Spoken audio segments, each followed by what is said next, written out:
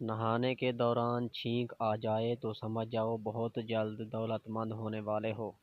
روٹی کھاتے ہوئے چھینک آ جائے تو سمجھ جاؤ تمہارا رزق بڑھنے والا ہے۔ دائیں کان میں خارش ہونے لگے تو سمجھ جاؤ بہت جلد مصیبت آنے والی ہے۔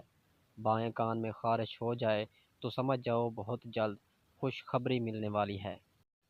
مرغی انڈے دینا چھوڑ دے تو سمجھ جاؤ گھر کے اندر کسی نے جادو کرایا ہوا ہے۔ گھر کی گائے دودھ دینا چھوڑ جائے تو سمجھ جاؤ گھر میں نحوست آئی ہوئی ہے۔ گھر میں الو آ کر بیٹھ جائے تو سمجھ جاؤ گھر میں 40 سال دولت کی تنگی رہے گی۔ گھر میں خرگوش بچے پیدا کر دے تو سمجھ جاؤ 40 سال تک رزق کم نہیں ہوگا۔ گھر کے اندر سانپ بچے پیدا کر دے تو سمجھ جاؤ کہ گھر میں بچے ذہین پیدا نہیں ہوں گے۔ گھر میں اگر بچھو بچے پیدا کر دے تو سمجھ جاؤ گھر میں پیدا ہونے والے بچے کی بینائی کم ہوگی۔ جس گھر میں مکڑی کے جالے ہوتے ہیں اس گھر میں نحوست ڈیرا لگائے رکھتی ہے۔ جس گھر میں کتیا بچے پیدا کر دے اس گھر میں 70 سال تک رزق کی کمی رہتی ہے۔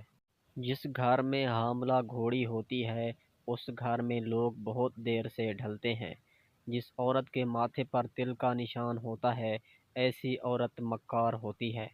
جس عورت کے دائیں ہاتھ پر تل کا نشان ہوتا ہے ایسی عورت خوش قسمت ہوتی ہے۔ دولت مند کر دینے والی عورت کی نشانی ہے کہ اس کے ناک پر تل کا نشان ہوگا۔